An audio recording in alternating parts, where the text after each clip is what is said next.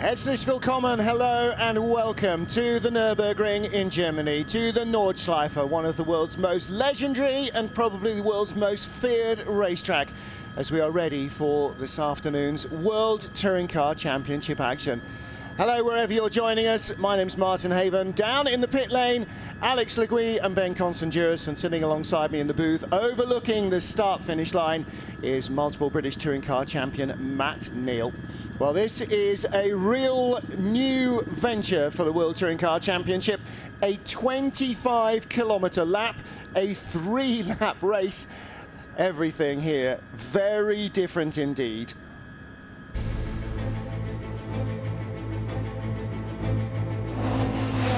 But whenever you go there, you have this amazing sort of dramatic, nervous, apprehensive, excitement sort of feel just pour through you, adrenaline rush that you don't get anywhere else in the world.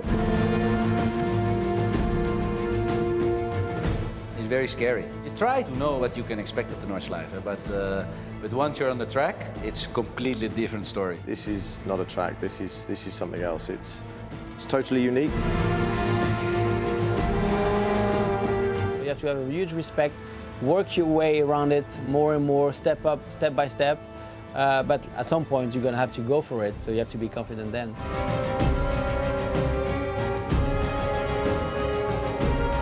I called it the Green Hell. It was me who christened it the Green Hell. You learn left and right, up and down, but it's the bumps, it's that last bit of pushing that on a normal circuit would be the last 1 second. On a 8.5-minute lap, it's the last 30-40 seconds that you're looking for.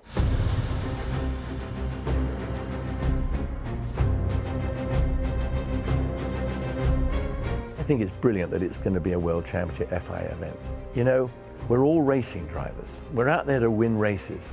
And you ask any of those drivers, do you want to drive at the Nürburgring? They'd say, yeah, damn right I will. But if you won there, it means you're pretty damn great.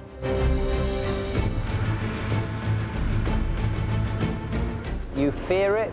You're very happy to be walking away from there, but you always want to go back. It's absolutely sure. Still today, the Nürburgring is the hardest race course you can get. How fast, how much risk do you want to take? You know, you may get 1 or 2 lives in Nürburgring, but you can't live life on the edge. It draws you in every lap, it sucks you in, but you really feel like you're making part of history. I realized why it's so special, why it's so famous. If somebody said they enjoyed the Nürburgring, they weren't going fast enough.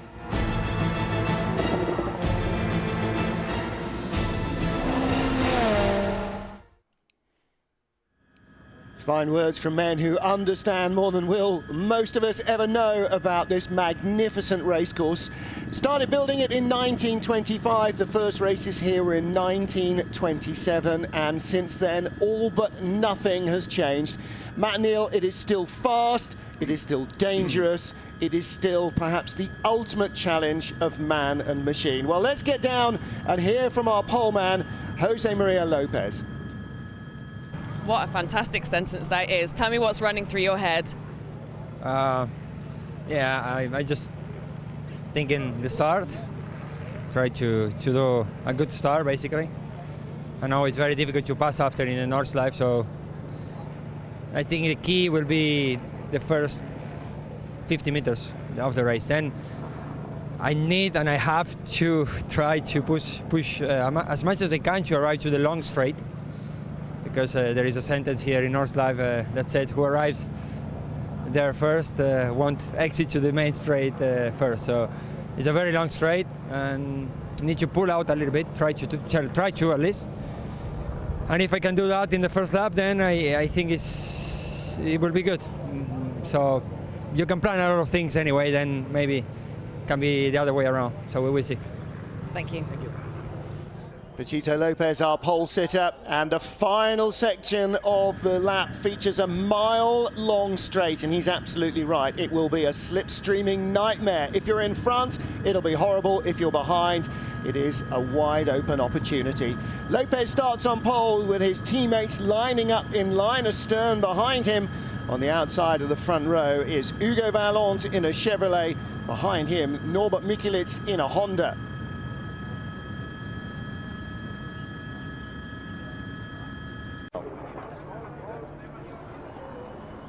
It's a cool and overcast day here at the Nordschleife. We started with rain and fog on Friday and Saturday morning, Thursday and Friday morning rather, and Saturday morning dawned bright and sunny, fog rolled in, and now the cloud has come over. Cool conditions. As long as it doesn't rain, I think everybody will be relatively happy.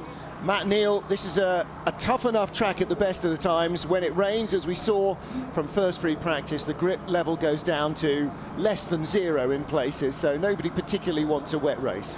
It does, and the normal buoyant, happy, smiling faces of the drivers have been replaced with sort of a nervous tension this morning, you know, with our anticipation of what's ahead.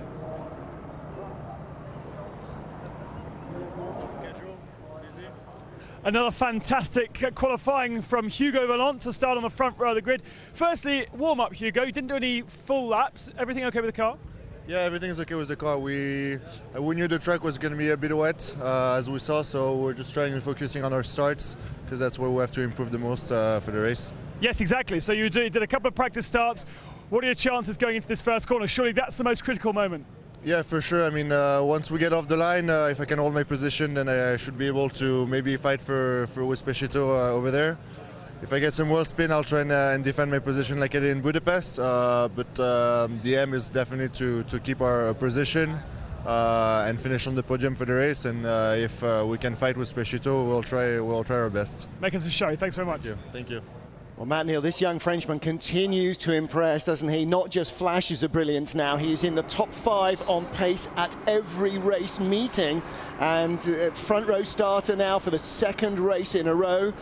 He needs to unlock that first victory, though, to really allow the confidence to flow a little more, do you think? He is coming into his own. Now he's in these new TC1 chassis. So, but he's showing the potential in that Chevy Cruze. You know, they're all in privately funded, privately backed teams who are coming to the party, but with the might of RML behind them all. But he's showing that the pace that they could or can potentially take the fight to Citroën, and you know, that elusive first race win isn't far away from him. And RML continue to develop that car. There are more upgrades coming downstream as the season progresses, as soon as they can get them manufactured.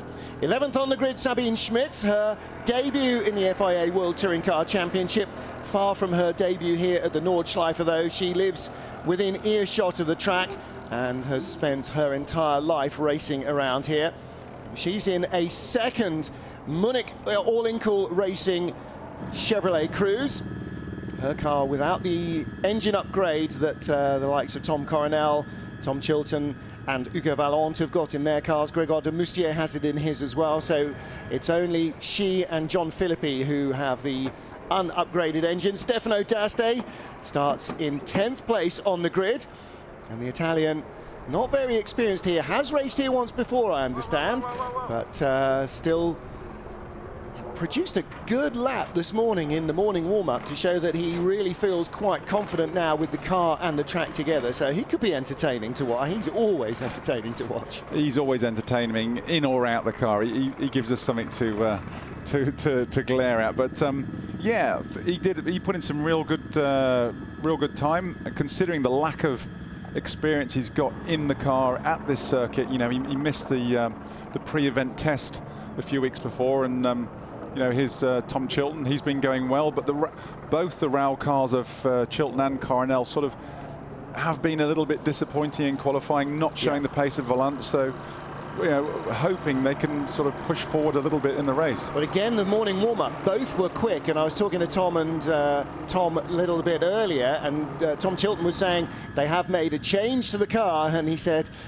definitely a big step forward, big improvement on what they had under them yesterday. So Tom Coronel, who traditionally has the most aggressive rear wing angle, backing it right off this morning, so he's going for low drag based on the fact that he's going to need to get by people. Thiago Monteiro and Gabriele Tarquini, well, an awful lot of big cheeses from Honda here this weekend, from very, very senior management in Honda in Japan, from all sorts of departments, and well, they're going to start at the front of the grid for race 2, but disappointing with their pace in qualifying. They'll start here in 8th and 7th places. Yeah, I mean, the two Castrol Civics are two of the sexiest cars on the grid. What they've done with the new aero kits and everything, they are absolute works of art. But both Tarquini and Montero did struggle in qualifying. The cars looked evil at some points out the back, so they were really having to hang on to them. A lot of work being done overnight, so it'll be interesting. They're 8th and 10th on the grid, and they're going to have to push hard really to sort of stay in the top 10 and move onward from there. In race 2, when he had nothing to lose in Hungary a fortnight ago, they made major changes to the rear of Gabriele's car, and he was quicker than all of the Citroens in terms of race lap pace. His fastest race laps faster than all the Citroens, and only race winner Norbert Michelis in the Zengo Motorsport Honda was actually quicker on track. And so the Zengo car of Norby and Tarquini's car, whatever they did there, they need to somehow find what it was, what effect it had as they learn this new upgraded aero package and all the changes they're making to the car. They need to get a handle on getting that performance out of it more consistently. Well, we've said that before then, Martin. I mean, this place, excuse me, is one on its own. And, you know, it just shows you how quickly it can change.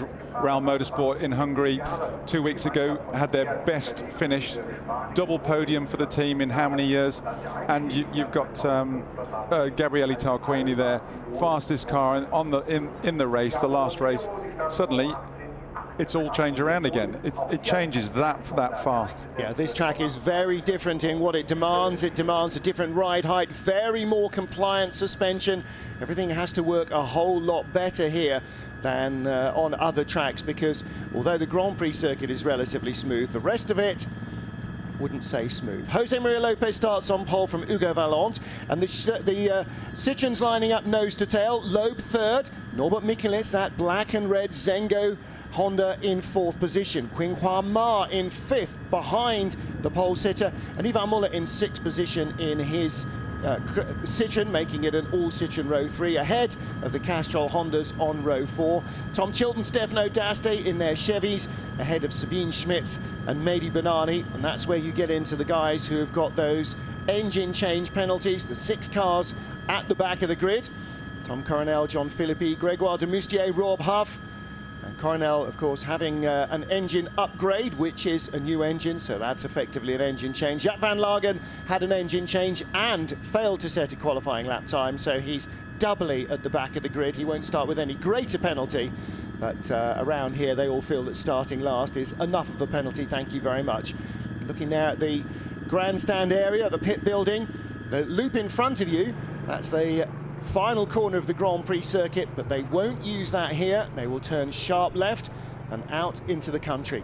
Here's Ivan Muller in 6th position, and really finding it hard to match the outright pace of Jose Maria Lopez.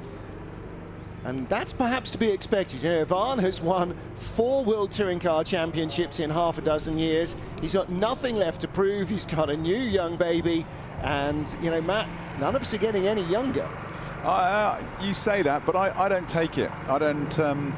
Muller's been quite conspicuous by his low presence this weekend, and you know he's been keeping himself to himself, trying to stay focused. He got caught out in qualifying. His last run was Qinghua Ma, I think it was, or it was off. Yeah. And so there were yellow flags. He couldn't set the final last lap, but he was very quick in initial testing, but we're yet to see the pace. Disappointed by his grid position, But I think there's still plenty of fight left in Ivan Muller. Yeah, I agree. He's best when he's cornered, isn't he? And the Maar thing is very relevant, actually, because Maar went off just as they turn onto the Grand Prix loop, or off the Grand Prix loop, rather, onto the Nordschleife, the North Loop, as it's called. And that meant that there was a yellow flag there.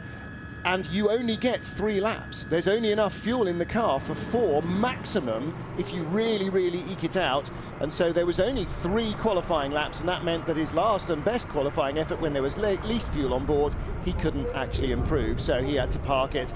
And that's, yeah, definitely he had the opportunity to go faster had Maar not crashed. Well, Norbert Michelis certainly seized the opportunity with both hands, and he made sure that he wasn't waiting for somebody else's disaster. He was the first guy to go out and really go after the times right at the beginning, figuring that sooner or later on the Nordschleife something was going to go wrong and there were going to be yellow flags, so might as well get a lap in as soon as you can. The travelling army are here. Not a very strong battalion, you've got to say, of Norby fans compared to what we'll see in some of the Eastern European races. Well, the Citroën Racing team are fully wrapped up warm. You can see there, a lot of them are wearing the rally jackets with the furry hoods. Full Monte Carlo rally spec, it is that cold. And the clouds overhead. We've had rain already this weekend. Like Spa, Nürburgring is in a very foresty, mountainous region.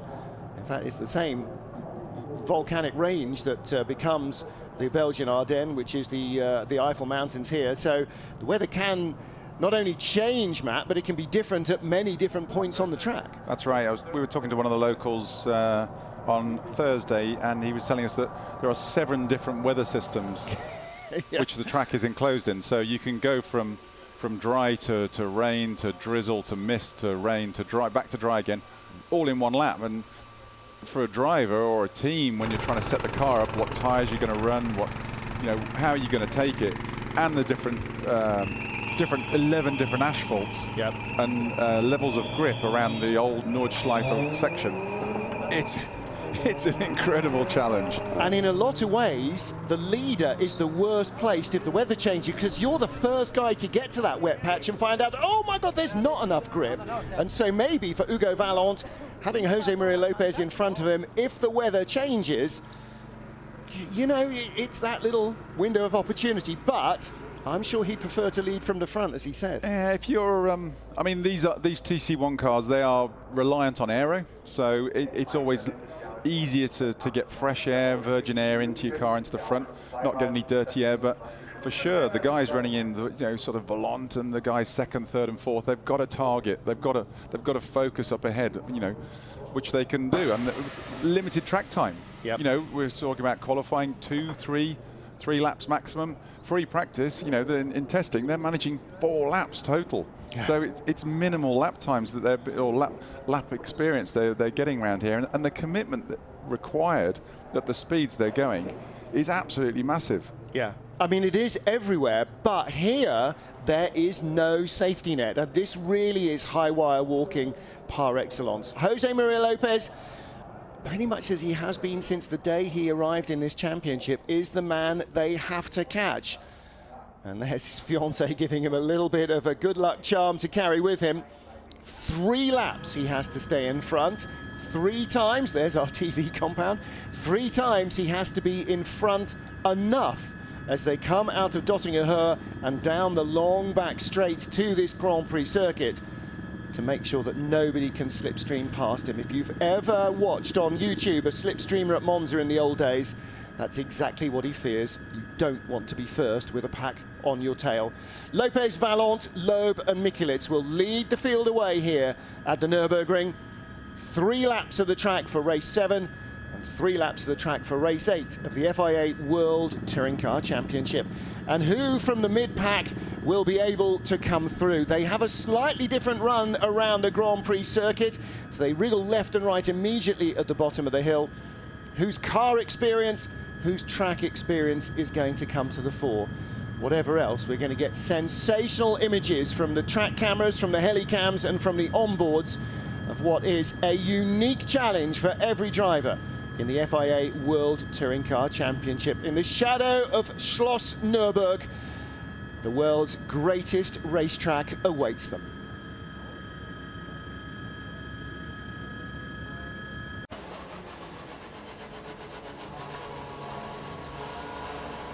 Onboard view of Tom Coronel, looking fairly relaxed around this modern Grand Prix circuit. Opened in 1987, and famously the opening race featured a whole host of legendary drivers from the history of the Nürburgring and then Grand Prix drivers. WTCC fans here at the Nürburgring Nordschleife. Yeah, it's something exciting for us as touring car drivers, because there's no circuit on planet Earth like this. As you see, I'm waiting a lot. It's just for heating up the tires. It's quite a long track, more than 175 corners, but they're all professionals, so now they know the track quite well. Everybody practiced here a lot. Everybody did some VLN races, and as me, I'm doing also with Zach Speed, with the Mercedes SLS, and I did quite a lot of laps here. Yeah, the unique thing on a circuit like this is it's very long and very bumpy. And the bumpy part, which is here on the left where we go to the Nordschleife, that is so special for a race driver. You love it, you just love it. There's no better drug than this for a race car driver. Well, we're just approaching the start. I heat up some front tires, as you hear, yeah, and get prepared. So I hope we give you a good show. Stay with us, because for us it's exciting. I hope for you as well. Thank you, Tommy. Enjoy the race. And as they say here, viel Spaß, have fun. Because, boy, this is going to be a very entertaining adventure for the FIA World Touring Car Championship. Dort, wo wir auch noch haben, wo wir ja verlagen haben, die beiden Lagerpiloten neben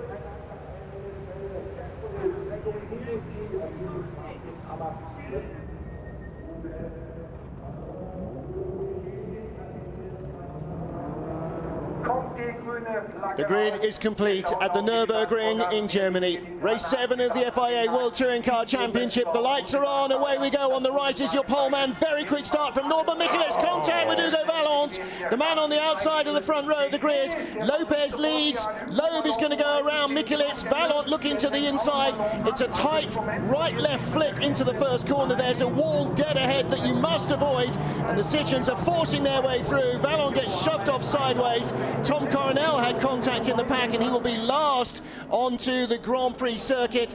It's Lopez from Loeb, from Muller, Michelet with Mar and Tarquini and Bernani. A very good start from Bernani from 12th place on the grid. He came bunched up around the outside into the first right-hander, which became the inside for the left. And Vallant is down in about 12th position. Coronel last. Absolutely rotten luck for Michelet there. He made a blinding start going up the inside.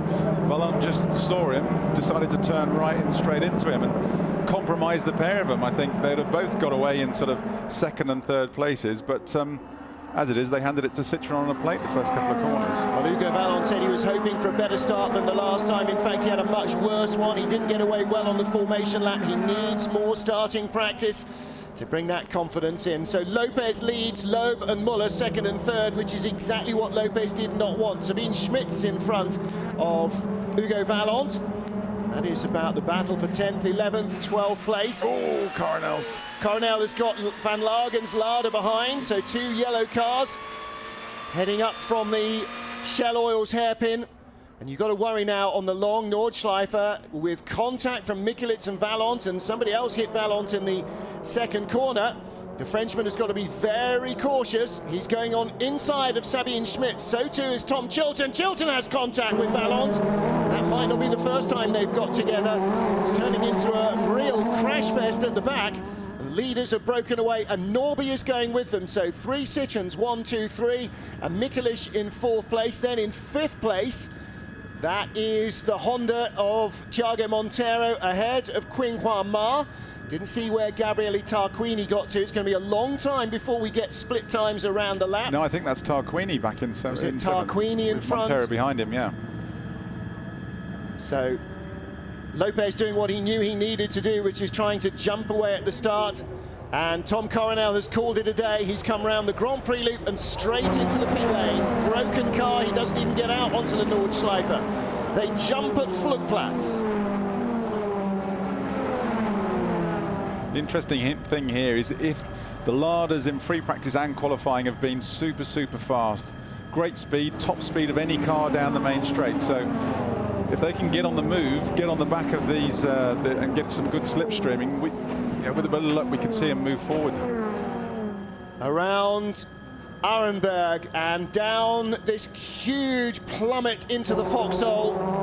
Further back, Jaap van Lagen on the attack. He's already disposed of Tom Coronel. Now he's charging after the Chevy of Grégoire de Moustier. And Matt, this is real heart-in-your-mouth descent here, because you're absolutely attacking with every ounce of speed you've got. Yeah, we just exited Berwerk. This is down into the foxhole. Car goes into full compression. The driver will submarine into the seat at the top into a section of S-bends here. This is the Adenauer Forest section. Tight and twisty, sweeping from one side to the other, and Van Lagen clearly with more speed, but you try and find a way past here. It's all but impossible. And then they come to the next descent. Oh, looks like we got Huffy out as well. Yeah, Huffy has also come straight back into the pits. Now he had an engine change after a flywheel and clutch failure in qualifying. He didn't go out in the morning warm-up and has not started the race effectively. He and Tom Coronel both in the pits. A long descent down now, down through Metzgetfeld and Cullenhard, but it's very difficult to overtake down this section. Plunging again downhill through the hills and valleys of the Eifel Mountains. And again, look at all the fans camped around the circuit. Some massive camping grounds here. Dropping way down to the lowest point, Breitscheid, and then starting the climb back up, Exmuller, and this long run up. So this is down into Breitscheid. The road goes under the track just there, and that is the lowest point on the track. From here, we start to climb, and this is, Matt, very steep, as steep as the exit of Eau Rouge out at Spa. Absolutely, and we've got Van Lagen, who's an absolute master. He knows the ring like the back of his hand. De Moustier in front of us is a newbie, so it's new territory for him. He's got a limited amount of laps on here, so he's still going to be feeling his way around tentatively. Jose Maria Lopez, the race leader. Sebastian Loeb giving chase, but where's Yvan Muller? Muller was much closer to Loeb than this earlier on, and he's just in shot, so Muller is losing a little ground. Lopez needs to be a good 2 seconds in front when they get to the end of the lap and the long straight. Norbert Mikelitz is with them, and closing in further up is the fifth place car of Qinghua Ma. On board with Jaap van Lagen, chasing. This is the battle for 13th. He's got to run on Grégoire de Moustier, and he's got the speed to go by. The Larder, the fastest car down the back straight. All the way around the outside as well. And in front as they go around into Wipperman. He has confidence, he knows where he's going, and he's got the speed in the car. Rob Huff must be ruining the problems he's having here, because he loves racing on this track, and he believes that the Larder's got real potential here. Dropping into the legendary carousel, much rougher than you would think, and Van Lagen pops out. There is Lopez and Loeb, your lead pair, and the gap between them, Matt, is about a second. The one good thing is Michelitz is staying in contact with that lead trio of Citroën. So if we get onto the straight, he can start putting up some slipstreams. He could maybe put him under a wee bit of pressure as we get back onto the Grand Prix circuit. Yeah, through the dips at Wipperman, and then Eschbach over the brow, Brunchen, and off down to Flansgarten. This is a very complex section. Almost every corner has a blind turn in, or it's over a blind brow. Cars drifting around the corner, slipping and sliding despite all their aerodynamics. And Matt, all of that painted graffiti on the road certainly changes the grip level as soon as the weather changes. Absolutely, they can't clean it off, so it's just down to tyre wear and weather to try and get rid of it. But we actually saw on the Grand Prix circuit there was a sort of lack of fans, but that's because they're all out spread in 26 kilometres of woods, and they are there in the tens of thousands. Yes, they are. And you can smell them as you go by. The barbecues are going constantly from early in morning till late at night, as is the music and the air horns and the odd beer, obviously. It's a fantastic atmosphere out there. Absolutely fantastic. Best I've ever seen. Through Flansgarten and up to the small carousel. Valente definitely putting on the pressure now. Yeah, Thiago Montero This is the battle for 8th place, I believe. There's the mini carousel, Tom Chilton right behind. You can see, I think it's Stefano D'Aste in front of them. So D'Aste managed to elude most of the banging and crashing in the first corner. Valant's going to be ruining that first few corner. Now, he was just sort of too excited. Here comes the slipstream. This is out of Dottingerhöhe. This is a mile-long straight, and Montero is just being reeled in. He's dead in the water. Valant's got the overlap and goes by. But like up the Kemmel straight, Matt, if the Honda tucks back in, it will pick up speed. But look at Chilton coming from behind. He's going to come by Montero any moment. Chilton's getting a double stream. Yes, he is. Into Flat the Tiergarten. out through the left-hander at Antonius Buscher, into the Tiergarten, and then very hard on the brakes. Is Chilton there? Has he got enough room? As they get into Hohenrhein, he didn't get by Montero. Well, Speedy was closing then. I thought he was going to be through, but they obviously just ran out of road as they're moving into the Tiergarten. Well, Lopez stayed in front of Loeb and Muller. Michelisz in 4th has been caught by the Honda of Tarquini and the Citroen of Mar, and they've been slipstreaming together. Then Benani, and then this battle, Stefano D'Aste ahead of Valant, Montero and Chilton. Spots of rain on the track. I'm not sure whether they're in the pit lane or elsewhere. Nothing on our window, but then it leans inwards, so there wouldn't be. Yeah, we have got a report of rain somewhere on the track, but the drivers are probably getting a similar message that there's rain somewhere, but they're not too sure where. I imagine that'll be coming from Ben in the pit lane, actually, as much as from any of our camera guys out around the track.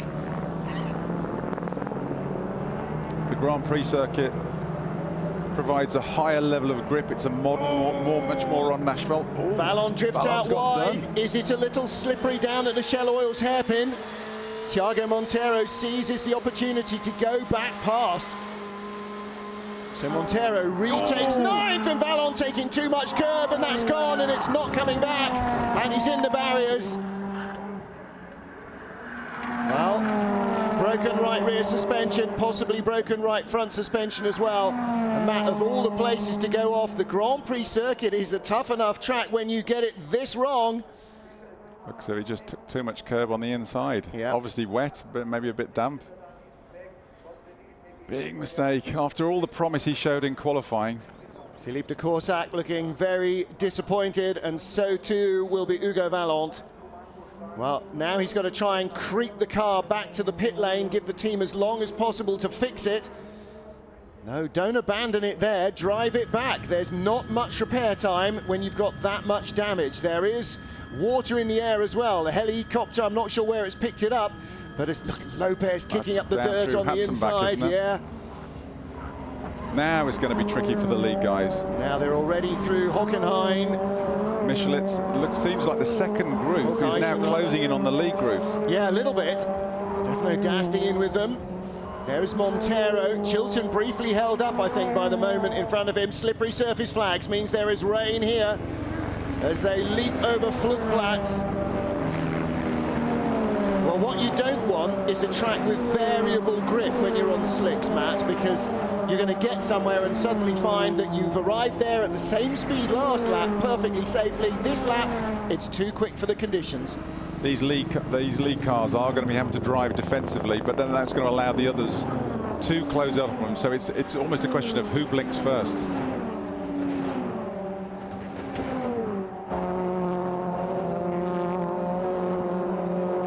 Also, they are really reliant on the brake bias being absolutely perfect. As it gets wetter, you have to wind more bias to the rear to utilize more of the rear brakes. Just make sure. Oh, Van Lagen going for a move. On the attack down into Arenberg. He dives by and gets safely by Grégoire de Moustier. His next target is Sabine Schmitz, who has even more experience on this Nordschleife than Jaap Van Lagen does. Van Lagen raced for Lada last, I'm guessing 6 years ago maybe, but he does have front-wheel drive touring car experience. Nothing like the downforce and grip that these cars now generate. Nothing like the torque, and Sabine Schmitz runs out wide. Beginning of the Adenauer Forest Complex, and Van Lagen is all over her, and you sense there might be moisture on the track there as well, although we're not seeing it on his onboard camera. I was just about to say, these tricky conditions should play to Sabine Schmidt's local knowledge, but yeah, they're all getting caught out just to the brakes. They do need to adjust them, and maybe her lack of knowledge of the car might just hinder a little bit in that area. Well, Van Lagen is smelling blood in the water as he catches every car, isn't he? He's really pushing hard. It's going to be tough to get by before we get to Bergwerk, I should have thought. And he's going to have a look. He's closing in with every corner. And Sabine will be concentrating 100% on the road in front. Let the guy behind sit on your bumper and try and find a way by. Remember, no ABS, no traction control. These guys, if they make a little mistake, snag a wheel, then they are going off. Yep. Dropping down the hill. This is very close to her home. She lives just a mile or so away from the corner here at Breitscheid. And again, see her struggling for traction. Van Lagen's engine note sounded very consistent there. Clearly the electronics working well on the Lada. And you can see how Schmidt's car was binking around at the back. Yeah. Yap is going to be by before the end of the lap, I think. Sabine Schmitz is struggling with the rear end of the car. She's so used to driving very powerful rear drive cars that sit at the back and do what they're told. This does an entirely different thing. On the right-hand side, you see your race leader, Jose Maria Lopez. Still water on the helicam. I'm not sure how damp it is where. Too far from the fans to see whether umbrellas are up. I'm not sure they bring umbrellas here. They basically, if it rains, they just have more beer and light more fires, don't they? They got some pretty good setups, Martin. Yeah, you go out there. They certainly have. Some of them are bigger than my house. Looks like Michelitz is putting Muller under a fair bit of pressure there into the carousel. He's definitely right back with him. Not far away behind them, Sabine Schmitz continues to come under assault from Jaap Van Lagen. Van Lagen with the bit between his teeth. The team are hoping he'll be able to race for them in Moscow as well, and maybe for the rest of the season. And certainly this has been a very welcome return to the team for Jaap Van Lagen.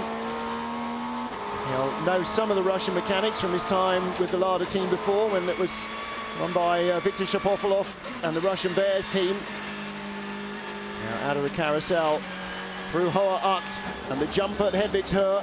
Now he's having a little look as they start to come down towards Wipperman. And there are overtaking opportunities, but only if the car in front is quite a lot slower here, Matt. This is really apex to apex stuff, single line racing.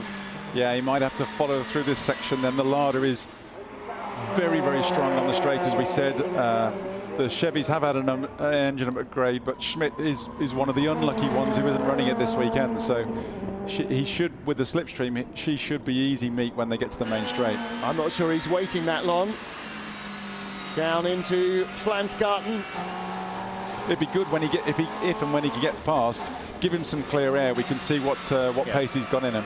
Unfortunately, when there are 3 laps and you spend one of them stuck behind somebody, or at least half of it stuck behind somebody, you're losing time all the way round to the leaders. Leaders lapping some 15, 17 seconds a lap quicker. That means he's lost half a minute already to Jose Maria Lopez on the right-hand side, your race leader. Lopez out of the Kleiners carousel, and he's going to sweep round the right at Hangman's Hill. Look at the speed here. Van Lagen inches off Sabine Schmidt's back bumper. And already Jose Maria Lopez out of Döttinger and along the back straight. Van Lagen coming up on the mini carousel here. Oh, and again, she's a little late in under braking. The back end wasn't really doing what she wanted. He's certainly watching the mirrors as well as watching the road in front. Yeah. Well, she doesn't want to be caught out trying to turn in somewhere, fully committed to find that Van Lagen's alongside. Carrying good speed through this section of corners is absolutely critical, because then you're coming on to the main straight. And here we go. There's Jose Maria Lopez coming towards the end of it. He's come under the main road bridge and flying up into Hohenrhein, down towards the Grand Prix circuit, and Michelitz with the Honda and the Citroen behind. That's Gabriele Tarquini and Qinghua Ma. Desperately deep under braking there, Tarquini trying to get in contact. Lopez leads. Loeb in second, Muller in third, Lopez by 3 seconds, Muller in third place, 3.28 behind, and Tarquini down the inside, more in defense against Ma than attacking, and he holds off the Chinese driver into this little first right-left wriggle. Yeah, from our camera angle, I thought Tarquini was going for Michelitz, but he was just preempting the strike from Ma behind. Well, what's happened with Jaap van Lagen? He is behind Sabine Schmitz. Montero's in the pits, Puncture. left front puncture. Where is van Lagen and Schmitz? Having watched that battle for almost the entire lap, we then meander away from it. Here we go. Could have done with a look at that down the straight. Somehow Sabine Schmitz has kept her nose in front. The Lada is the quickest car down the straight, but Sabine managed to somehow eke out something from Dottinger down to Hohenrhein and stay in front. We're down at the Shell Oils hairpin on the Grand Prix circuit. You're going to have to be pretty committed to get by Sabine Schmitz on her home track. Lap 2 completed. We're on lap 3, the final lap of race 1 here at the Nordschleife. Just got to be careful going up here. This is where, approaching the section where Valentes went off and parked. Yep, so dirt and gravel everywhere here.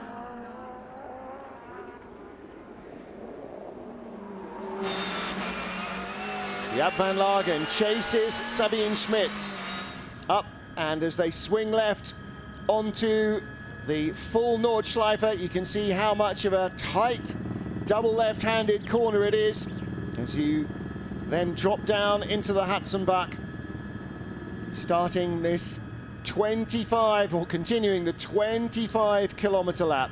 And you can see the roads twisting and turning around the valleys here, very similar in nature to this Nordschleife circuit. You just don't go quite as quickly, not even remotely as quickly. Well, Martin, with Montero in the pits now and the other early casualties we've had, you might get your prediction of seeing Sabine Schmitz into the top 10. Yeah, sneak into the top 10. Right, I thought she would probably have the potential to do so. Her disadvantage here, though, is she's basically driving a car that's back to front compared to what she's used to. She's got Jaap van Lagen all over the back of her, and Grégoire de Moustier as well. The young man. Is that Jean-Philippe, actually? No, it's oh, it is Philippe, I beg your pardon, yes. Van Lagen's definitely on the attack now, though. Yeah, he is, absolutely. And Coronel's in the pits as well. Well, in and out, so he's gone back out and come back in. And there you can see tape holding the bits and pieces together. These cars now, we were saying this morning, you just cannot make any contact in the cars. They're so aero-dependent and they damage so easily. The old days of all metal wings and being able to rub metal, those are long gone. This section is incredibly fast. This is 160 miles an hour through the countryside on what would barely pass as a B road in the UK. It's looking to the inside into Arnberg and didn't quite have enough of a run. He could have stuck his nose in further, but that would have resulted in them both going off. And there's no mileage in that. Down the foxhole, absolutely flat to the boards, no lift through here. Matt, when you're driving this in a road car, you know, your first time round, you're just desperately willing yourself to hold the throttle down, but too terrified to do it. The speed comes at you so fast there. It's the way the cars are in compression. The Chevrolets were struggling with the jumps through the circuit and the bottoming out in the compressions, like at the bottom of Foxhole. They were crashing out too hard and they've been damaging the cars because they are quite fragile pieces of equipment. So the Citroen's obviously built like a rally car, as you were saying earlier. It's a modular, they've built it, been crashing into each other to test it, and I think you're exactly right. I mean, they built it tough like a rally car. They built it to be serviced quickly and repaired quickly like a rally car. And they've hired a rally driver and a rally team to run them. And yet, Jose Maria Lopez, who perhaps might have been one of the world's great tarmac rally champions, had he not turned into a single-seater racing driver early in his life, is the man who is making best use of it. And he leads comfortably from his teammates Sebastian Loeb and Ivan Muller. To put it into context, how fast these TC1 WTCC cars are going, they would be in the top 20 of the main grid for the 24-hour race with all the 600 horsepower GT3 Aston Martins, Bentleys and everything. So the speed these cars are carrying through the corners is immense. Yes, without the safety nets of the ABS, the traction control and everything else. So they're doing, these cars are, if they haven't got eyes like saucers at the end of the lap, then I don't know quite what's going on with them. Looking at Norbert Michelisz and Gabriele Tarquini, 4th and 5th. Then Qinghua Ma, the multicoloured car of that trio behind is Mehdi Benani, and the black one, Stefano D'Aste. That's 6th, 7th and 8th. 9th, Tom Chilton. And in 10th place onto the lap, Sabine Schmitz. There is the number 2 car. I beg your pardon, there is the number 37 car of Jose Maria Lopez ahead of Sebastian Loeb. Looks like Michelisz and Tarquini have shaken off Marn. Yep. Just a fraction now, just to give themselves some clear air, or maybe that's going to allow Tarquini to focus on Michelisz for maybe one last push down the long straight. Well, Norby is not far enough in front of Gabriele for Dottinger Her, is he? When he comes onto the straight, Gabriele will just hoover him up. So Norby has got to find something in the next 20 kilometres, because the last 2 kilometres are going to be hell on earth otherwise. Jose Maria Lopez, Sebastian Loeb, and then Ivan Muller through Wippermann. Climbing through Eschbach and up to the double right at Brunchen. The graffiti thing on the circuit is quite a recent thing. It's only the last 10 years, isn't it, that it's really sort of gone mad? It's especially, yeah, I mean now especially. 15 years ago it wasn't anything like this, and then it's suddenly sort of got to be almost a craze. Yeah. And there's more and more and less tarmac visible every year. On board with Gabriele Tarquini, chasing hard. Yeah, it's great going in car with Gabriele. You can see how hard he's having to work in there. Oh, and you could hear, we were on board in the first, that's the first jump there at Flansgarten, but even before you got that, you heard Gabriele's wheels clear the ground as the revs rise. As you momentarily lose traction, there's the second jump in Flansgarten. And Ma has now shaken off Benani, and he's trying to close as they close in on Muller. Muller is suddenly very much more in Mehdi Benani's sights. So what's going on with Ivan Muller? Through the mini carousel, and they are closing hand over fist on the Frenchman. This is really dangerous for Muller as they go through the rider Galgenkopf, then Dottinger Her and the straight down to the finish line, basically. Has Muller got a tyre issue? Obviously, like Montero had one, it's very easy to pick up a punch around there. Let's not watch the leader. Let's not worry about where he is, because there's a battle for the podium coming up behind. Jose Maria Lopez leads the race. This is Norbert Michelisz and Gabriele Tarquini. They are closing on Ivan Muller into the closing stages of the lap. They're less than 2 kilometres from the flag. Jose Maria Lopez into the braking area for Hohenrhein for the final time. Behind him in second place is Sebastian Loeb. Lopez is going to win going away. Loeb in second place. But what about Ivan Muller, Norbert Michelisz and Gabriele Tarquini? Where are they going to end up? Victory in this historic race on the Nordschleife. It goes to poleman Jose Maria Lopez. Sebastian Loeb will take second. Muller shakes them off at the end for third place. Norbert Michelisz couldn't get close, but here Gabriele Tarquini has been passed by Qinghua Ma for fifth. So Lopez wins again. Well, again, the camera didn't quite show us the bit that was entertaining at the end of that. I wonder what's happening further back for 10th place. Tom Chilton is across the line. Sabine Schmitz and Jaap van Lagen should be coming towards us. And it is Schmitz who crosses the line in 10th, Van Lagen 11th, John Philippi in 12th spot. Well, if I'd had £1 on that, I'd be £1 better off now. And there's Grégoire de Moustier, who comes across the line in 13th spot. Thiago Montero in the pits, Tom Coronel in the pits, Rob Huff in the pits, Hugo Vallon's car at the side of the track. And Jose Maria Lopez does it yet again. Yeah, it's a shame we didn't see the final furore between Tarquini and Ma, but 4 Citroens in the top 5. it's quite a dominant statement again from them. And Lopez, business as usual, isn't it? Well, I said before the start, if they didn't have all 5 Citroens in the top 5, they'd been doing something wrong. But Banani made a good start and then through no fault of his own got clattered off. Mar got bounced out a bit as well. So in the end, I think they did a pretty good job. But the best job of all by Jose Maria Lopez.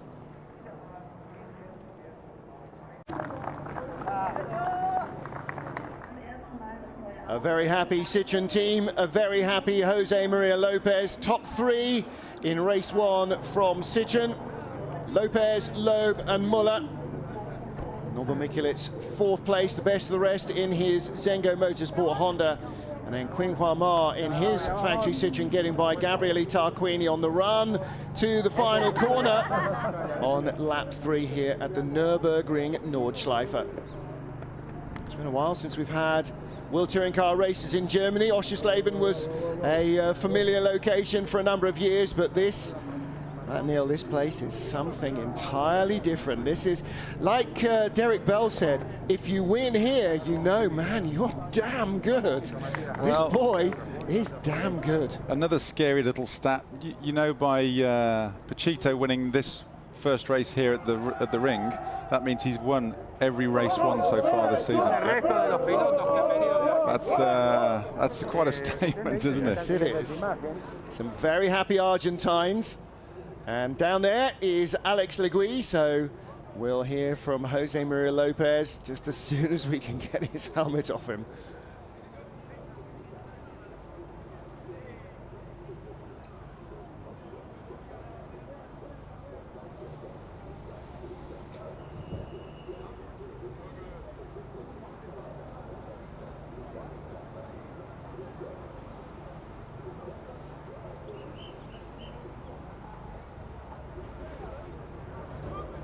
There we have it. Pachito Lopez, you are the winner of race 1 here at the Nürburgring. Congratulations, what a race.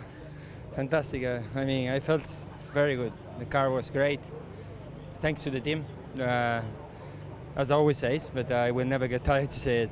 Thanks Citroen for the opportunity to, for us, you know, to be this competitive, because the car is fantastic. Then I think I've been able to feel very, very confident here, and I really enjoyed the race because I was driving like in a tunnel through the hills, and it's an amazing circuit. Honestly, I think it's something I wanted. And you've gone through all of that, and now you're just about to get back in the car and ready for race 2. What's going through your head? I would like to be in the podium, honestly, but this is the way it is. Now we have to get ready, speak with engineers, try to do a completely different race from the back. Trying to arrive, think on the championship. I think the most important is done. I hope I can go through the field safely and trying to get some points and pull out a little bit more in the championship. I have no doubt. Pachito, well done. Well, you know, for other days, it's all about the championship, it's all about the points, and of course, you need to think about that at every race. But Matt, you know, he's going to go away from here going, I raced on the Nürburgring and I won it in a World Touring Car Championship race, and there's only one person so far in history that's been able to say that. He's been so ultra fast all weekend and super smooth, no mistakes, touch wood so far. You know, it's going to be, Loeb and Muller are going to be starting in front of him on the grid, and they're going to want to put him under pressure, and they're going to want to make him work for every inch. So it's going to be, I'm looking forward to it. It's going to be a great race 2 here at the Nordschleife.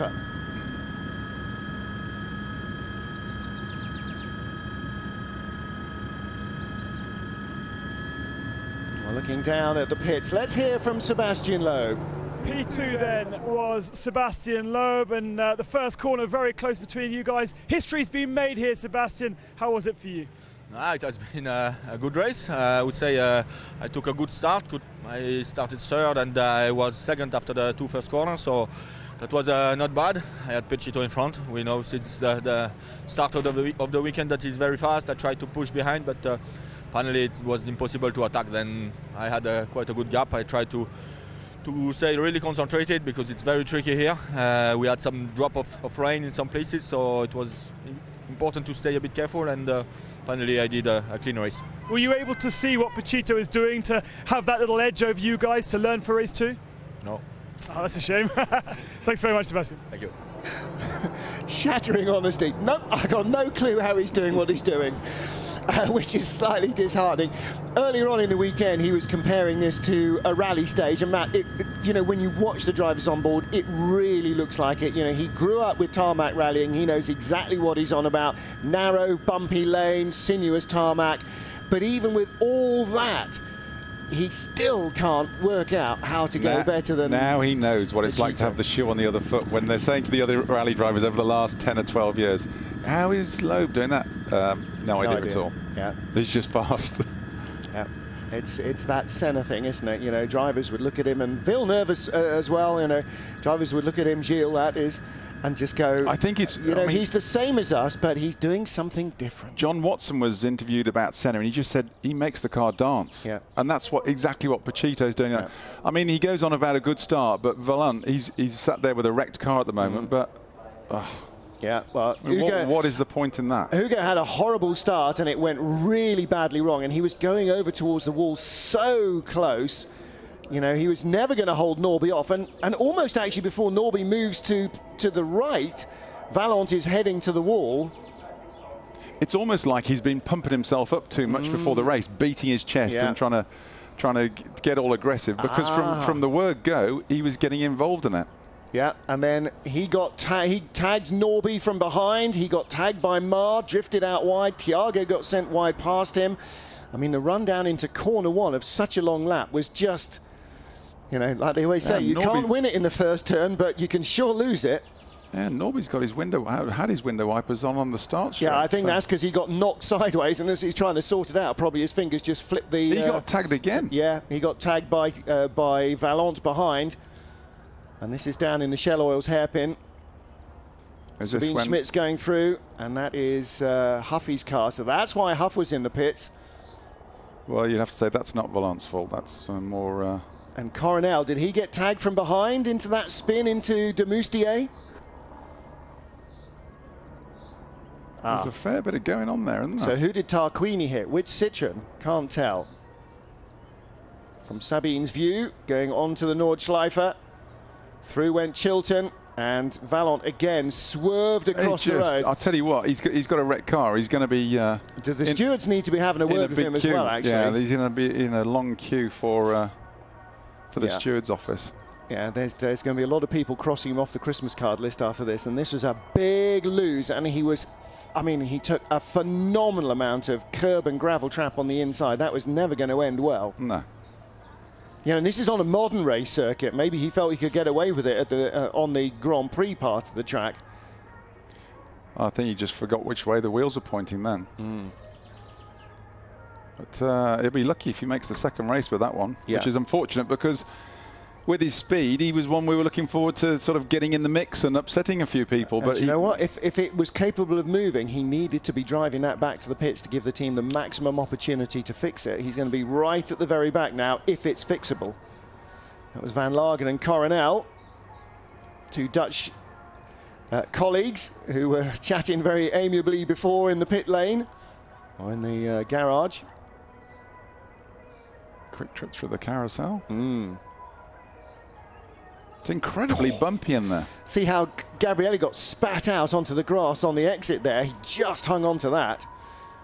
And there's Rob with friend Andy Robinson. Been a bit of a tough weekend for the Lada team so far. Great speed and aggression shown by Jaap van Lagen. Finished 11th as a result from the back of the grid from 17th. And Jose Maria Lopez was clear out front from corner one to the end of the race.